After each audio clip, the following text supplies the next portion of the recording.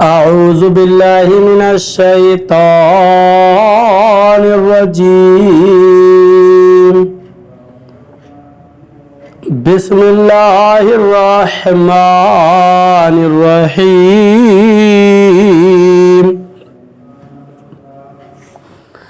ألم تر إلى الملأ من بني إسرائيل من بعد موسى إذ قالوا لنبي له مبعث لنا ملكا نقاتل في سبيل الله قال هل عسيتم إن كتب عليكم القتال ألا تقاتلوا قالوا وما لنا ألا نقاتل في سبيل الله وقد أخرجنا من ديارنا وأبنائنا فلما كتب عليهم القتال تولوا إلا قليلا منهم واللہ علیم بالظالمین.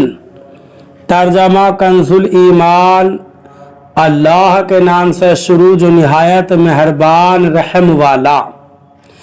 اے محبوب، کیا تم نے نہ دیکھا بنی اسرائیل کے ایک گروہ کو جو موسیٰ کے بعد ہوا، جب اپنے ایک پیغمبر سے بولے ہمارے لیے کھڑا کر دو ایک بادشاہ کہ ہم خدا کی راہ میں لڑیں. نبی نے فرمایا کیا تمہارے اندازہ ایسے ہیں کہ تم پر جہاد فرض کیا جائے تو پھر نہ کرو. بولے ہمیں کیا ہوا کہ ہم اللہ کی راہ میں نہ لڑیں حالانکہ ہم نکالے گئے ہیں اپنے وطن اور اپنی اولاد سے. تو پھر جب ان پر جہاد فرض کیا گیا منہ پھیر گئے مگر ان میں کہ تھوڑے، اور اللہ خوب جانتا ہے ظالموں کو. ترجمہ کنزُ العرفان. اے حبیب، کیا تم نے بنی اسرائیل کے ایک گروہ کو نہ دیکھا جو موسیٰ کے بعد ہوا، جب انہوں نے اپنے ایک نبی سے کہا کہ ہمارے لیے ایک بادشاہ مقرر کر دیں تاکہ ہم اللہ کی راہ میں لڑیں. اس نبی نے فرمایا کیا ایسا تو نہیں ہوگا کہ اگر تم پر جہاد فرض کیا جائے تو پھر تم جہاد نہ کرو. انہوں نے کہا ہمیں کیا ہوا کہ ہم اللہ کی راہ میں نہ لڑیں حالانکہ ہمیں ہمارے وطن اور ہماری اولاد سے نکال دیا گیا ہے.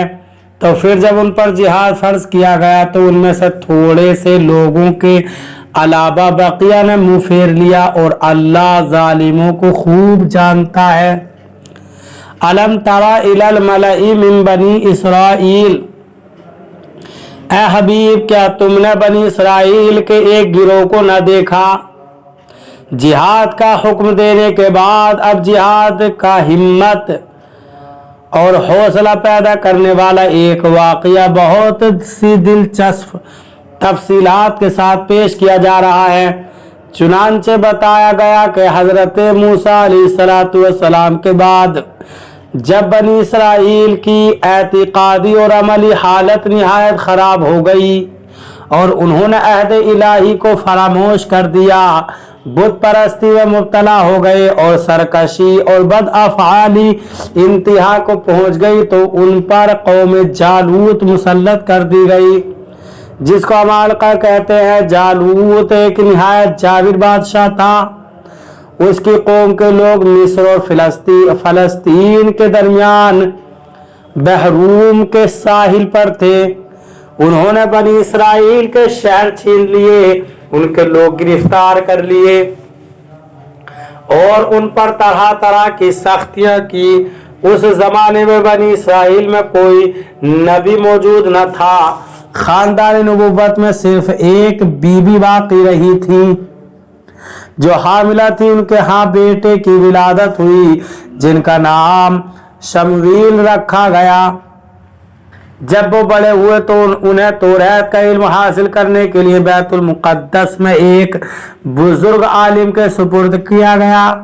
وہ آپ علیہ السلام کے ساتھ بڑی شفقت کرتے اور آپ کو اپنا بیٹا کہتے.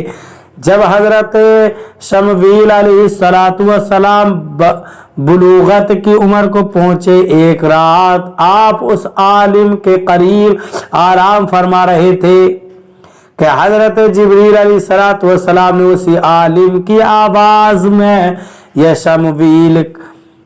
شمویل کہہ کر پکارا. آپ عالم کے پاس گئے اور فرمایا کہ آپ نے مجھے پکارا ہے۔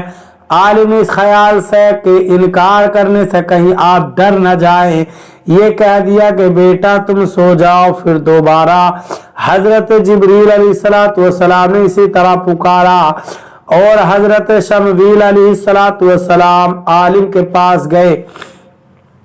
عالم نے کہا کہ بیٹا اب اگر میں تمہیں پھر پکاروں تو تم جواب نہ دینا۔ چنانچہ تیسری مرتبہ میں حضرت جبرائیل علیہ السلام ظاہر ہو گئے اور انہوں نے بشارت دی کہ اللہ تعالیٰ نے آپ کو نبوت کا منصب عطا فرمایا ہے، لہذا آپ اپنی قوم کی طرف جائیے اور اپنے رب تعالیٰ کے احکام پہنچائیے۔ جب آپ علیہ السلام قوم کی طرف تشریف لائے تو انہوں نے آپ علیہ السلام کو نبی ماننے سے انکار کر دیا اور کہا کہ آپ علیہ السلام اتنی جلدی کیسے نبی بن گئے؟ اچھا اگر آپ علیہ السلام نبی ہیں تو ہمارے لیے ایک بات سے مقرر کریں۔ اس واقعے سے یہ بھی معلوم ہوا کہ جب قوم کی اعتقادی اور عملی حالت خراب ہو جاتی ہے تو ان پر ظالم و جابر قوموں کو مسلط کر دیا جاتا ہے۔ اس آیت کو سامنے رکھ کر پوری دنیا کے مسلم ممالک کی اعتقادی و عملی حالت کو دیکھا جائے تو اوپر کا نقشہ بڑا واضح طور پر نظر آئے گا۔ قرآن کے اس طرح کے واقعات بیان کرنے کا مقصد صرف تاریخی واقعات بتانا نہیں بلکہ عبرت و نصیحت حاصل کرنے کی طرف لانا ہے۔ ابعث لنا ملکا، ہمارے لیے بادشاہ مقرر کر دیجئے۔ جب بنی اسرائیل نے حضرت شمویل علیہ السلام سے کہا کہ آپ ہمارے لیے بادشاہ مقرر کر دیجئے تاکہ ہم راہ خدا میں جہاد کریں، تو حضرت شمویل علیہ السلام نے فرمایا کہ ایسا نہ ہو کہ تم پر بادشاہ مقرر کیا جائے تو تم جہاد کرنے سے انکار کر دو اور منہ پھیرو۔ اس پر قوم نے جذبات میں آ کر کہا کہ یہ کیسے ہو سکتا ہے کہ ہم جہاد سے منہ پھیریں جبکہ قوم جالوت نے ہماری قوم کے لوگوں کو ان کے وطن سے نکالا ہے، ان کی اولاد کو قتل کیا ہے، ان کی نسلوں کو تباہ کیا ہے۔